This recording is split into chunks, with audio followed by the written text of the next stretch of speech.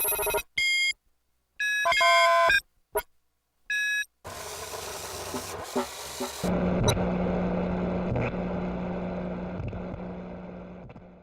is the weekly update for AnonNewsToday. The current price of one Bitcoin on BTC is $465. From the recent collapse of the major Bitcoin exchange, Mt. Gox, to the alleged identification of Bitcoin's creator in California, Bitcoin is becoming prominent in the public's eye. The use of Bitcoin in the marketplace raises a host of tax issues, and many users are searching for answers as to how they treat income and taxation relating to cryptocurrencies. A recent article released by Bitcoin magazine breaks down the key tax issues and how the issues should be analysed under existing tax laws. The IRS Notice 2014-21 describes their positions on Bitcoin. The technical paper states, in the eyes of the IRS, what a Bitcoin is, how Bitcoin will be taxed, how to classify Bitcoin for tax purposes, and further gives it guidance on how Bitcoin is treated in terms of payment for activities to employee wages. It seems eBay is slowly jumping on the Bitcoin bandwagon. eBay released a document identifying all the site's changes for the month of April.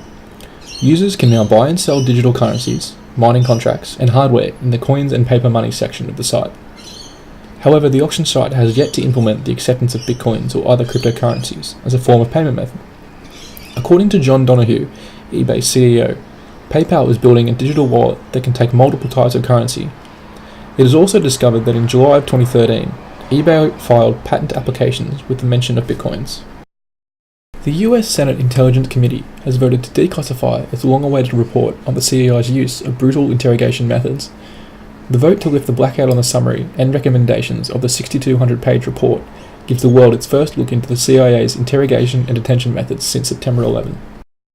Authorities have identified the man who opened fire at Fort Hood in Texas on Wednesday, killing 3 people before committing suicide, as specialist Ivan Lopez.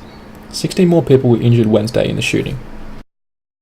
The number of Syrian refugees registered in Lebanon has exceeded 1 million in what the UN Refugee Agency calls a devastating milestone for a small country with depleted resources and brewing sectarian tension.